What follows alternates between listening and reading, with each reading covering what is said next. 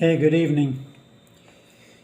Well, I had a lot of things that I wanted to touch on, mainly brought up actually by a recent exchange with a subscriber. I put a Facebook page, a Facebook post, and on that post I mentioned that there seems to me that there's a reversal coming very soon. Not soon enough, but on the idea of conspiracy theories. So the conspiracists are generally held in bad regard, even though many of the things that they were warning about have actually come to pass. And the unawareness, the way that they've slipped all of this in without being noticed is nothing short of incredible. And we really need to be paying more attention.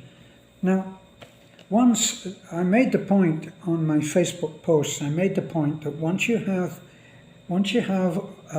censorship in place, then a lot of the rest becomes very easy. Because once you have censorship in place, as any of the vloggers that may perhaps be watching this will be able to attest, you are not allowed to say the name of a number of certain viruses without going to jail.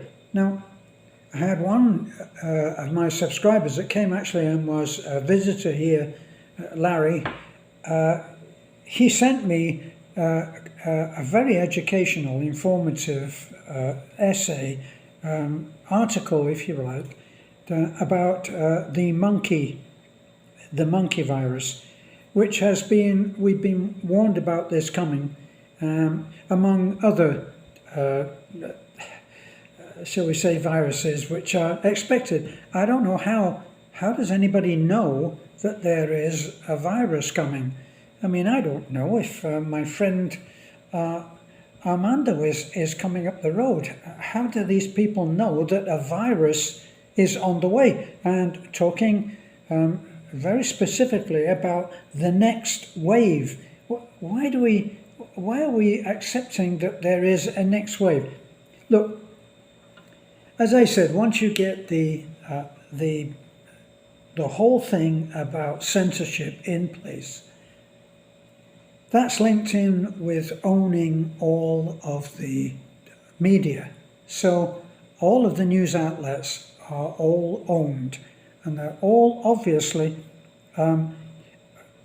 not many people that are my friends own a newspaper or a TV station, and so it's the very, very wealthy, the 1 or 2% that they always talk about society. 98% of the wealth is owned by 1 or 2%. So once you accept that we're not allowed to say certain things, I'll mention a couple of things. These are all things that you can try for yourself and research, and you will find that they're true. Then it's not fake. That idea of having fake news was part of the censorship deal, in my opinion. So in Canada, they are making it so that it can be termed hate speech if a parent doesn't agree with the idea that their child, boy or girl, is thinking about transgenderism. The whole subject of transgenderism, made by a Dr. Money, who unfortunately was not right on the money. And if you go in and research the adventures or misadventures of Dr. Money, who took a family and destroyed it and then continued to go on and talk about his findings, the two kids that he took in and started this whole thing about transgenderism, and that you could actually make it work. Well, in Canada, you can actually be stopped from interfering, quote unquote, interfering in decisions that are being made by your 4 or 5 or 6-year-old kid. Now, when I was 4 or 5 or 6, I couldn't decide what clothes I was going to wear to school, let alone talk and process the idea of transgenderism. So anyway, my post made a point, which is purely my opinion. It made a point that I thought that the idea of conspiracies will take a turn, and what was considered a conspiracist will suddenly be anything but. And all of these things that we talked about being impossible. No, it's just theory. You're just making a fuss about things. I was told this, why don't you just enjoy your life instead of being worried about all of this stuff? We have to be concerned about it, and we have to speak up. Now, some of the things that I mentioned in response to a man that I consider was of very little brain power, so I made a mistake of trying to enter into a discussion and answer a question, and he very quickly proved where his agenda was. And it wasn't in the hope of finding out the truth. The things that I mentioned was, let me see, I mentioned he said, so what are these conspiracy theories that we've, what are they all about? Because I'd only hinted by saying that the conspiracists or conspiracies would soon go full circle, and instead of being on the bottom and being laughed at, they would actually be coming true. And so people would not be able to say, these are just conspiracies. So we've got schools having drag shows. These are grown men dress up as women, outrageously as women, and going around and doing their drag shows to kindergarten kids and early age kids, 4 to 6 or 7. They're going around and they're telling their stories, whatever they are. Conspiracy, of course, although you can go on and you can research this very, very easily. So transgenderism, that will be linked in with the drag shows. Transhumanism, artificial intelligence, cashless society, central bank, the digital ID and digital currency. It's just a conspiracy theory, isn't it? What about the 15-minute cities that they are trying to set up in the UK, where over 300 of local councils have already been in discussion and accepted the idea that would be very good and provide a less of a carbon footprint. You be confined to a radius around your home that would amount to a 15-minute walk, bicycle ride, or anything in any direction. And you would not be allowed to take your car and go out on a trip unless you had a permit. Remember all of those Nazi movies where they said, show me your papers? It'll be happening. So, all based and held in place by censorship, because if you're not allowed to talk about these things, how on earth can you get the point over? So there is something, the article that my friend Larry wrote, I read the thing, he sent it to me, and there was nothing in there. He didn't accuse anybody of anything. He didn't say anything foul about any. There was no hate speech, and he documented what he had found out about various viruses and where they'd come from and what they were all about, and he had put his references in there.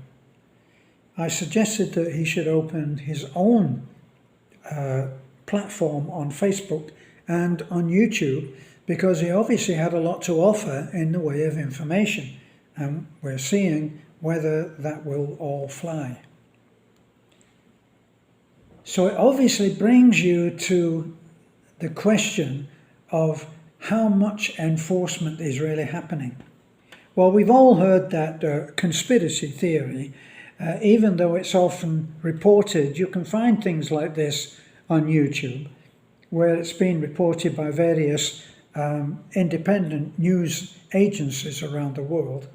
I read the other day a report that many leaders of various sovereign countries, in opposing lockdowns and various mandates against that you-know-what, or in support of that you-know-what, I should say, have mysteriously met their end, as in terminally. The most obvious one, the last one that I saw on the report, was the leader of Haiti. And Haiti had said no. And he was visited by a very large group of heavily armed SWAT-type men who gunned him down in his own home. His no on the mandates has somehow, for some strange reason, has now turned to yes. All of those things that he said not in Haiti, thank you very much, have now become welcome in, thank you very much. So all of this is something that, as I've said, really 2 or 3 years ago, when I was accused of being extremely irresponsible by saying what I thought about having a jab, that I was causing the death of people because I was opposed to that. And now, of course, since then, we have autopsies being done on so-called coronavirus people who've died. The corpses are cadavers, and they're now doing autopsies with very disturbing results and findings. Now, I didn't want this to be a long thing. It was really more to say we need to be paying attention and speaking up.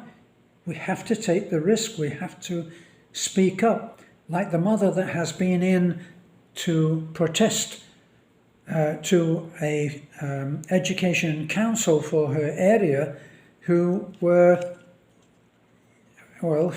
had launched a campaign of sexualization or sexuality instead of sex education. Change the name. This is a very common thing that the American government do. You know, they don't, if they go in and they, for instance, if they go in and they drop a bomb somewhere and a lot of innocent people are killed by that, it's not called innocent people being killed. It's called collateral damage. It's so much nicer, isn't it? So we've got to be careful about name changes. And if a parent, for instance, if a parent wants to know what kind of thing his son or daughter is, or her son or daughter is being taught, she needs to be able to make that inquiry and give his or her input.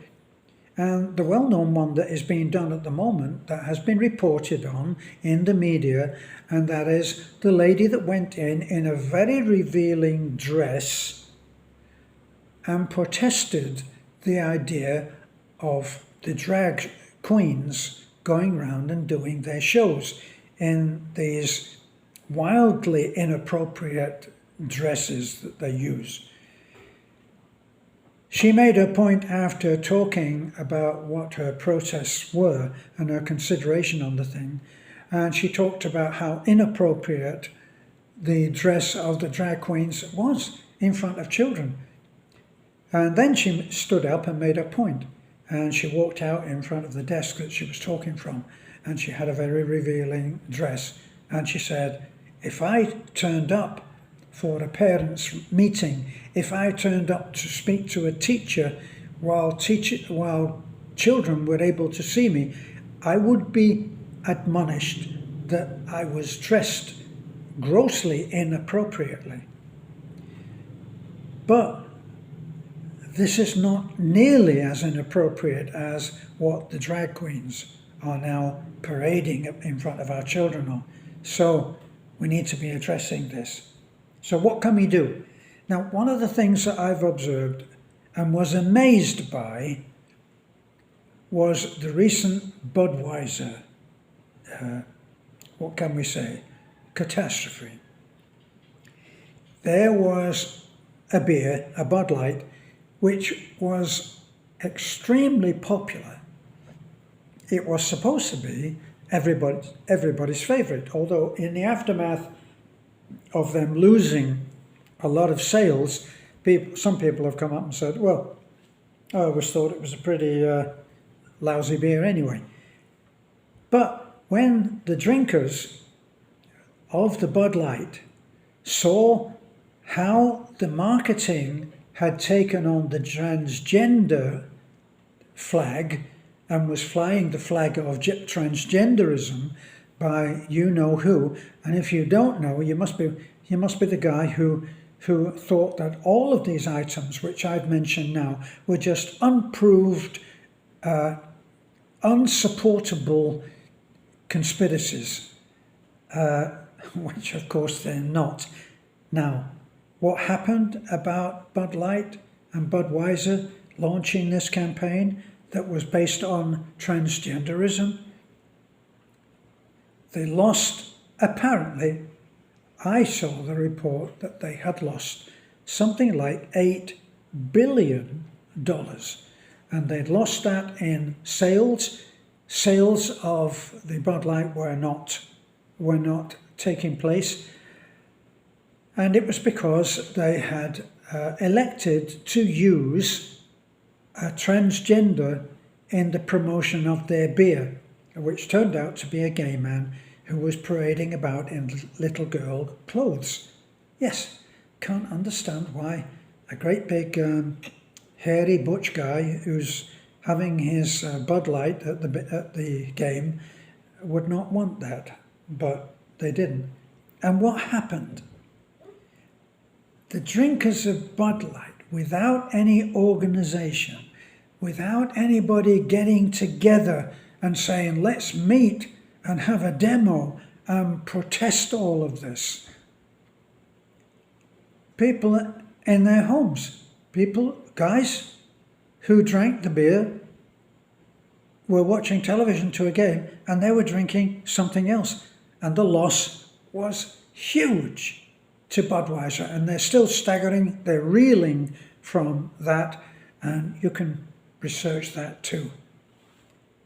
So, our voices will carry the message, just like the drinkers of Bud Light did.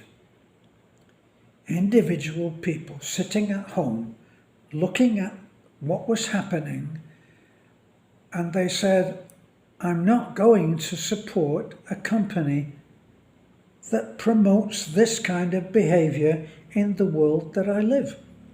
And they didn't get together with a load of other guys, or maybe they did, but they made their independent decision to not support this. Now, all of these things that we're talking about, we need on an individual basis to say no. We need to say no. All of these things that I've touched on, but not actually gone into, we need to say no. The World Economic Forum is providing the impetus and the financing to do a lot of this. Don't be like the person that said to me, I love debate. You know, now, what's your evidence on all of these things? Don't expect someone else to give you all the answers. The world is heading into a very, very dark future if all of these things actually materialize, and they're all in process. They're actually happening right now. Children are going to school, and in America, so far, in the Philippines, we haven't had any of this. But they're going there and they're being advised mentored by counsellors about, are you sure that you're a little boy? Maybe you're a little girl. Or vice versa. There's a play on words for you. So, it's happening. Double mastectomies are happening for young girls. They're finding out it was a terrible mistake. All children are being given hormone blockers to change the way that they are. Block testosterone or estrogen. And all of these things are happening right now. And you can't you can't look at me and say, oh, yes. But where's the proof? Go out and find it. It's there. I hope you do. We need every one of you, every one of us.